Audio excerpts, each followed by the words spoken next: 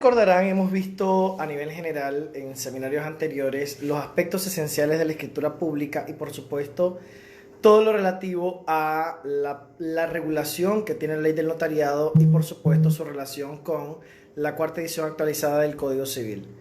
Aquí hay que notar que la actualización oficial, la cuarta edición oficial del Código Civil, ha suprimido ciertas palabras que a lo mejor no estaban actualizadas y que ahora se debería leer de esa forma. Por tanto, hay que actualizarse y para estudiar Derecho Notarial también tenemos que actualizarnos con lo que dice la cuarta edición del Código Civil.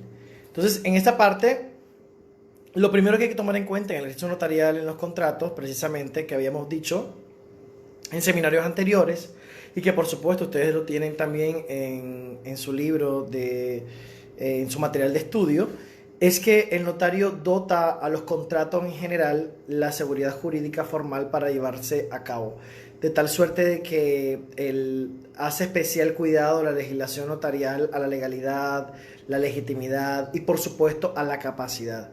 Y cuando hablamos de la capacidad nos referimos a esa capacidad que tienen los comparecientes y que por supuesto deben tomarlo en consideración los notarios al momento de poder elaborar, autorizar las escrituras públicas. Entonces, cuando nosotros vemos toda esta parte, pues sabemos que los notarios estamos obligados a desarrollar el protocolo y en este sentido, pues no hay un único criterio sobre el origen del vocablo protocolo. A nivel general, pues podemos citar varios autores que abordan ese tema. Uno de ellos es la etimología, de cierta forma, de la palabra protocolo, que viene del latín protocolum, que hay varios autores que le denominan el sello auténtico, normalmente que era un señal, era parte de la señal de los papeles que tenían carácter público. En sentido griego viene de protos, primero, de colón, protocolo, y que significa pegar, en este caso las hojas pegadas. Por eso es que nosotros vemos que las hojas de protocolo deberían ser las hojas pegadas, y en ese sentido, pues al momento de imprimir, pues antes se hacía de esa forma. Ahora, como sabemos, tenemos una regulación de la administración tributaria y con el tema también que hemos discutido en seminarios anteriores, con el tema de los timbres fiscales. En muchas regulaciones latinoamericanas, las administraciones tributarias regulan la labor notarial inclusive. Hay muchos actos que en nuestra legislación, por ejemplo, los notarios todavía no tienen obligación. Para dar un dato, en la compraventa de bienes inmuebles se debería pagar IVA por la compraventa de bienes inmuebles. ¿Quién es el obligado a tener la retención o el agente de repercepción? En muchas legislaciones, el escribano, como le llaman en muchas, o el notario público, tiene la facultad de percibir el impuesto. Es más, es el idóneo para poder determinar en temas tributarios. Entonces el notario también se prepara en temas tributarios. En Nicaragua todavía la regulación, más allá del timbre fiscal del artículo 240 en adelante de la Ley de Concertación Tributaria, y más allá de lo que pueda regularse con el tema del papel sellado y el timbre fiscal, no tenemos una mayor regulación al respecto. En este sentido, los notarios, pues, no tenemos en sí una regulación propiamente de la administración tributaria en esos aspectos. Perdón.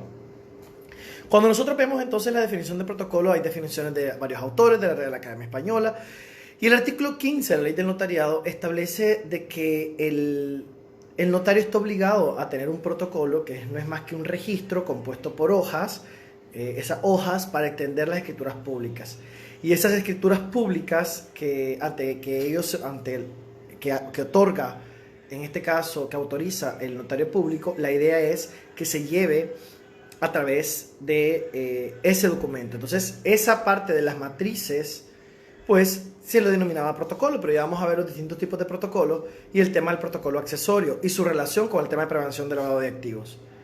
Aprovecho, por si acaso no sabían, que el próximo 9 de mayo vamos a estar impartiendo una capacitación sobre el rol del abogado y notario público en prevención del lavado de activos, y se va a dar un libro específicamente que aborda las normativas emitidas por la Corte Suprema de Justicia y por supuesto un análisis general de la relación notarial con el tema de prevención del lavado de activos, el tema de la identificación del beneficiario final, las matrices, cómo se desarrolla el plan de capacitación, el manual de prevención del lavado de activos y todo eso. Entonces eso es sumamente importante para la labor notarial. Entonces sigamos con el tema del protocolo. El protocolo en general, la ley del notariado lo define en su artículo 17 y dice que es la colección ordenada de escrituras públicas autorizada por el notario público y de las diligencias y las demás diligencias que se deben protocolizar.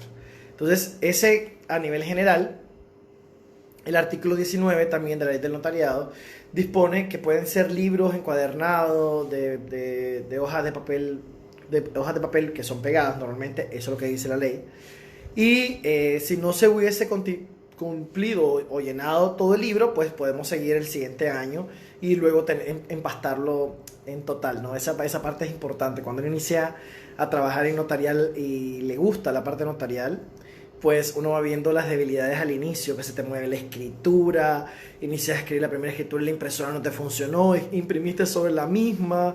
Detalles que solamente la práctica nos pueden llevar a cometer. Todos los notarios al inicio cometen errores. Todos cometemos errores. El que diga que todo lo sabe, de que en materia notarial es el experto y que nunca cometió errores, estaría equivocado. Todos cometemos errores desde el punto de vista notarial.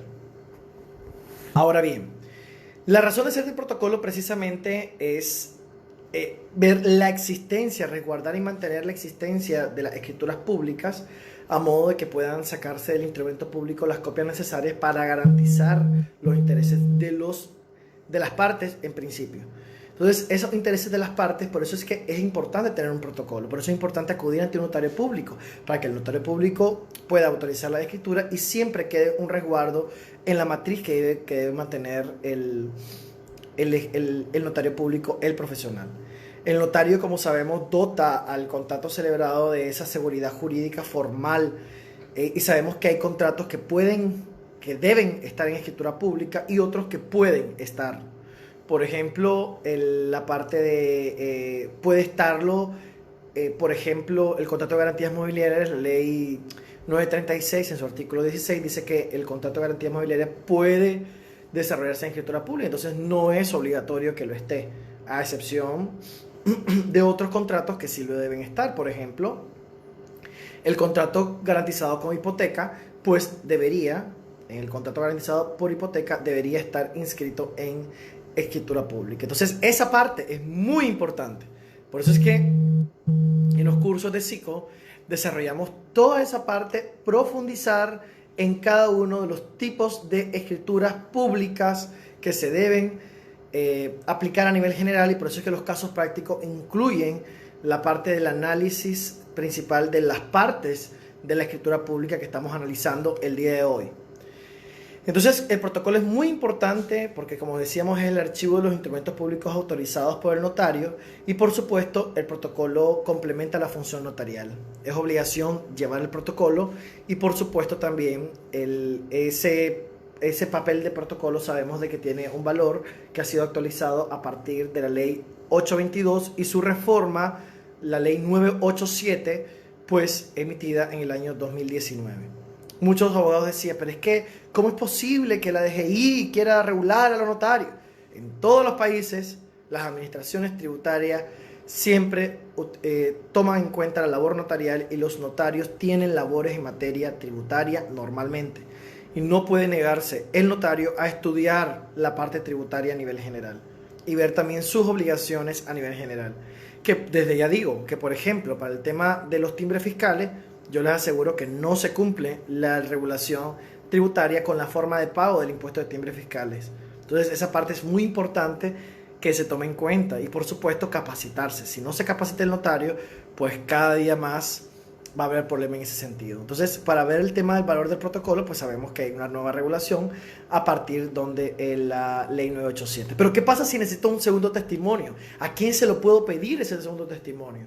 Pues los protocolos en principio deben estar en permanencia, deben permanecer en manos del notario Y en caso de que el notario fallezca, pues en poder de los herederos, que pueden ser legítimos del notario, pero que a la vez sean notarios públicos. Si, por ejemplo, yo que no tengo descendencia aún, si fallezco y no tengo descendientes precisamente que sean notarios públicos, pues no tendría que, si tuviera, pues el notario público, en este caso el heredero, está obligado y a remitir,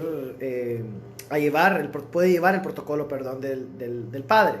Pero si no hay herederos que sean notarios públicos, pues en este caso se debe remitir el inventario al registro público de la propiedad inmueble, de la cabecera departamental, del domicilio de la persona que fallezca. Entonces, ¿ante quién le voy a solicitar? Si ya falleció, pues tendría que solicitar a sus hijos, si alguno de ellos es notario, si alguno de ellos está en poder del protocolo. Si no, tendríamos que verificar en el registro público. Los protocolos, según la ley, y esto es muy importante, hay un protocolo corriente y un protocolo accesorio. Esto se pensaba que con la normativa 451, 452 y 453, 451 principalmente, que es la normativa de prevención del lavado de activos emitido por la excelentísima Corte Suprema de Justicia, se pensaba de que llevar un orden respecto a la cédula y demás debía tenerse únicamente a partir de ahora, a partir de la ley 977, que es la ley contra el lavado de activos, financiamiento del terrorismo y financiamiento de la proliferación de armas masivas. Pero eso no es así. Cuando el protocolo accesorio también está regulado en la ley del notariado y ya exigía, el corriente ya sabemos que son la colección ordenada cronológica de las escrituras matrices que están organizadas en el protocolo, escritura 1, 2, etcétera, etcétera, etcétera. El accesorio, pues, son todos los documentos y comprobantes de esas escrituras matrices, y eso debería estar ordenado también. Es un libro especial, es un libro que también tiene que llevar el notario. Entonces el notario no solamente está obligado a tener un libro, es decir, un protocolo corriente, sino también está obligado a tener un protocolo accesorio que incluya todos los datos, todos los comprobantes a los cuales se refiere la escritura matriz. Entonces, en temas de lavado, por ejemplo, prevención de lavado, ahora habría que ver el tema de la declaración jurada, en tema del conocimiento, en tema de toda la documentación que voy a pedir, además del perfil integral del cliente. Es por eso importante que los notarios se capaciten en el rol del notario público en prevención de lavado de activos este próximo 9 de mayo. ¿Por qué? Porque ese día vamos a tratar de abordar el nuevo libro regulado para el tema del beneficio, que incluye el tema del beneficiario final y que incluye también cómo se debe llevar ese libro accesorio y ejemplos de escrituras públicas de cómo ser redactado y modelos también para ser evaluado. Entonces es importante en el sentido que se capaciten. Pero a nivel general, ya sabemos, el protocolo se divide en protocolo accesorio y en protocolo corriente. El protocolo corriente, colección de escritura, y el accesorio, todos los soportes de esa escritura que se deben llevar. Entonces, de esta manera, pues ahí tenemos esta primera parte.